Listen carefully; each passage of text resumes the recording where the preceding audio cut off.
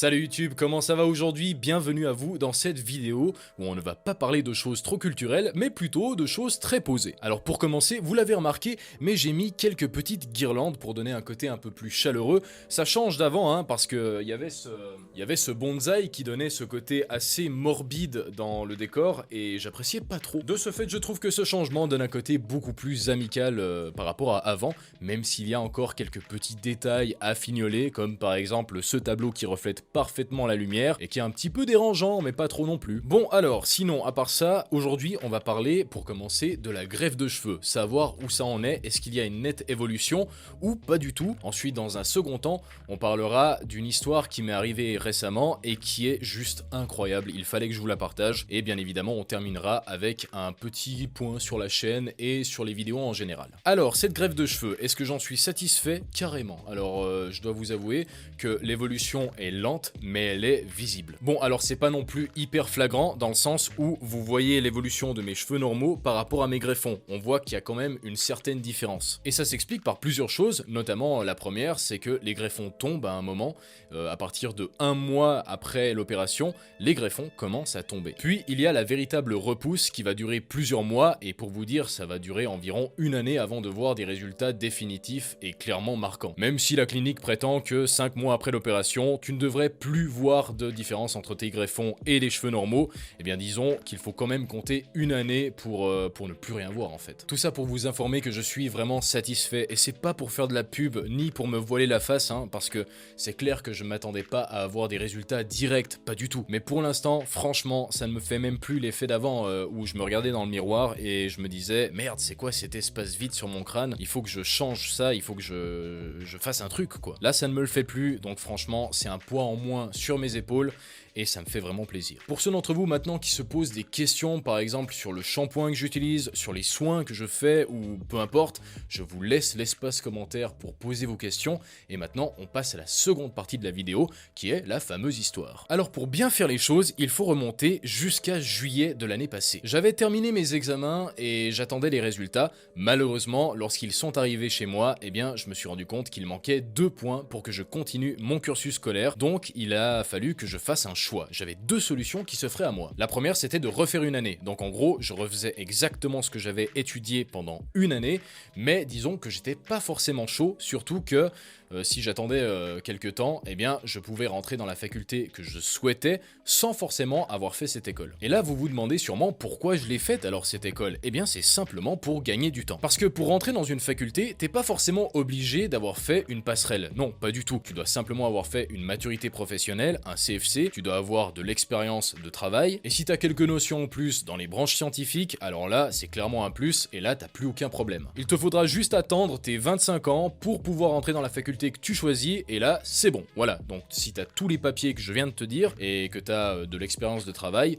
c'est clair que tu peux rentrer où tu veux, il te faut juste 25 ans. Ce qui m'amène donc à la deuxième solution qui se ferait à moi, c'était de faire une pause dans mes études, d'attendre que j'aie 25 balais, et surtout que je m'amuse à travailler et donc à gagner de l'argent pour mettre ça de côté en vue de mes études. Donc vous vous doutez bien que je me suis tourné vers cette deuxième option, et je me suis amusé donc à faire des dossiers de candidature en vue de les envoyer vers des entreprises qui m'intéressaient. De ce fait, j'avais quand même un sacré éventail qui se ferait à moi. Alors bien sûr, j'étais pas forcément intéressé par les restaurants, mais il y avait beaucoup d'entreprises alimentaires qui cherchaient du personnel. Dans celles-ci, vous aviez des magasins spécialisés ou encore des EMS et des hôpitaux qui recherchaient du personnel activement. Cependant, aucun de mes dossiers n'a été accepté. Et ouais, j'avais tout le temps cette fameuse réponse: alors monsieur, merci de l'intérêt que vous portez à notre entreprise, malheureusement, et même si votre dossier était de qualité, notre regard s'est porté vers un autre candidat. Alors quand c'est la première fois que tu reçois ça, ça va, mais par contre quand ça dure pendant des mois ce cinéma, eh bien disons que tu commences à avoir une impression assez bizarre. Pour vous donner une image, eh bien disons que c'était comme si je nageais à contre-courant pour atteindre une plage qui se situait à 2 mètres de moi, en gros une frustration des plus totales. Alors dites-vous bien que je ne suis pas du genre à abandonner,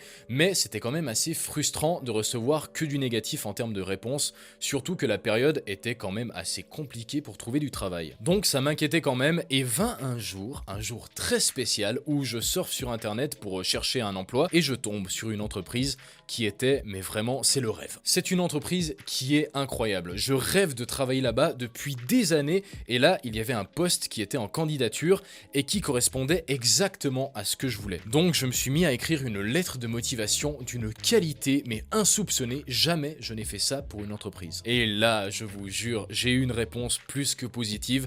La personne, la responsable RH, était très intéressée par mon dossier et donc on a conversé au téléphone une première fois pour voir ce qui allait se passer. Elle m'a dit qu'ils allaient commencer par trier les candidats parce qu'il y en avait plus de 250, donc c'était quand même assez chaud pour avoir le poste, mais pas impossible. Et si je passais ce premier cap, eh bien j'allais obtenir un premier rendez-vous avec la responsable RH et le responsable du secteur où j'allais potentiellement travailler. De ce fait, j'attends. J'attends beaucoup, j'attends même plusieurs semaines avant qu'une réponse arrive et d'ailleurs elle ne vient pas. À mes yeux, c'était déjà une première observation pour l'entreprise. Est-ce que le candidat va réagir par rapport à la situation, va téléphoner, va prendre les devants, ou est-ce qu'il ne va rien faire et se tourner les pouces en attendant une réponse? Alors qu'est-ce que j'ai fait? Eh bien j'ai envoyé un message sur le téléphone personnel de la responsable RH et je lui ai demandé quelle était la situation. Et elle m'a répondu ça: bonjour monsieur, des stages sont en cours ces jours, dont des personnes internes. Je viendrai vers vous la semaine prochaine pour vous indiquer s'il y a possibilité de venir également faire un stage ou s'il y a une solution autre qui aurait été trouvée. Cette réponse, elle était plus qu'intéressante parce qu'elle n'était pas du tout négative. Non, on me proposait même une autre alternative. Et c'était carrément ça, parce qu'une semaine plus tard, on m'a convié à un rendez-vous où on m'a informé qu'un autre poste était disponible. Lors de cet entretien, j'ai dit que j'étais carrément intéressé et vint un deuxième entretien, cette fois-ci non pas avec la responsable RH, mais avec le responsable de l'établissement en général. Et lors de ce second entretien, et au vu de mon dossier, on m'a proposé un stage qui se déroulera dans quelques semaines dans le domaine que je convoitais de base. Ça veut dire que malgré tout ce micmac qui a duré plusieurs mois, où on m'a même proposé un autre poste, et bien finalement, on me propose un stage dans le poste de base. Et là, franchement, je vais pas vous mentir, mais je suis le mec le plus heureux du monde, parce qu'on me propose un poste où j'ai la possibilité de démontrer mon talent, et si ça marche, je vais travailler dans l'entreprise où je rêve de travailler depuis des années. Maintenant, prenons un petit peu cette hypothèse. Prenons le fait que je me fasse engager là-bas. Eh bien, ça pourrait changer énormément de choses pour la chaîne. Et là, on vient au dernier point qu'on va traiter aujourd'hui, c'est l'impact que ça va avoir sur mes vidéos. Depuis un moment déjà, j'ai décidé de faire un virage à 180 avec ma chaîne, c'est-à-dire que j'ai commencé à faire des vidéos qui étaient beaucoup plus axées sur la culture que sur le divertissement. Pour une raison qui est extrêmement simple, c'est que je prends beaucoup plus de plaisir à faire ce genre de vidéos, parce que ça demande une qualité de rédaction un peu plus élaborée et un temps de recherche beaucoup plus long. Les vidéos que je faisais avant, c'était beaucoup plus des vidéos qui étaient faites sur le pif, qui étaient pas forcément recherchées, pas beaucoup travaillées, et c'était des sujets qui me venaient un petit peu comme ça. Mon avis par rapport à ça aujourd'hui, c'est que ce n'est plus du tout envisageable que je fasse un contenu autant pourri sur ma chaîne, ça c'est clair et net.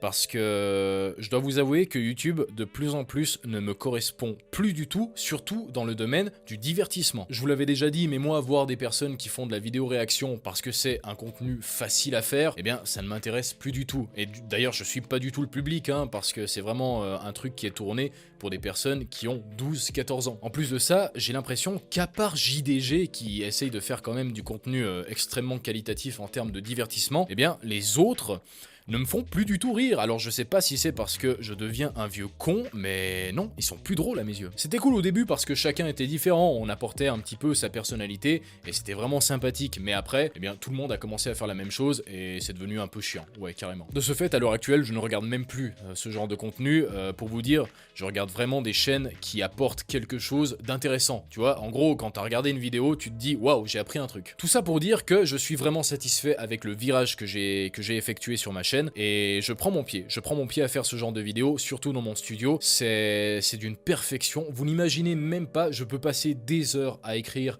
sur un sujet qui me passionne et à vous le partager, c'est un truc de dingue. Je sais même pas comment exprimer ça. Pour revenir maintenant à cet impact que va avoir ce potentiel futur travail sur la chaîne, eh bien c'est vraiment en termes financiers. Je sais que ça peut paraître bizarre pour beaucoup de gens de mettre de l'argent dans quelque chose qui ne rapporte rien, mais c'est une passion. Vous, quand vous faites du sport ou que vous faites une activité en général, vous allez investir dedans. Eh bien moi c'est pareil. Alors si je dois vous donner un exemple de ce que je changerais ou que j'améliorerais, eh bien pour commencer c'est déjà enlever ce tableau là et le remplacer par autre chose pour ne plus voir le reflet de la lumière. Ensuite c'est plus une envie de gamin, mais j'aimerais bien un néon avec le nom de la chaîne en bleu.